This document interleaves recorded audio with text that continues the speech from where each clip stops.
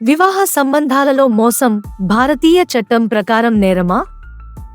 Pro legal minds కి స్వాగతం. నేడు మీ 60 సెకన్ల లీగల్ గైడ్ ఇది.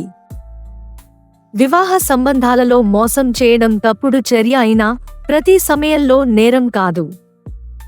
ఒక వివాహితుడు వివాహేతర సంబంధం ఉంచినట్లయితే అది విడాకులకు ఆధారం అవుతుంది, కానీ నేరంగా పరిగణించబడదు. గతంలో ఐపీసీ సెక్షన్ 497 ప్రకారం వివాహ సంబంధాలలో మోసం చేయడం నేరం, కానీ Joseph shine V union of India 2018 కేసులో సుప్రీం కోర్టు దీన్ని రద్దు చేసింది.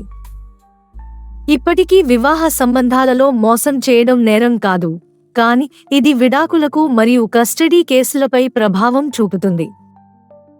కొన్ని సందర్భాల్లో మోసం.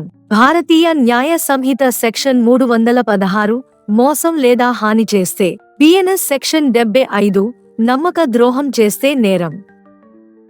ప్రతిరోజు 60 సెకన్ల చట్ట సమాచారం కోసం ప్రో లీగల్ మైండ్స్ ను ఫాలో చేయండి.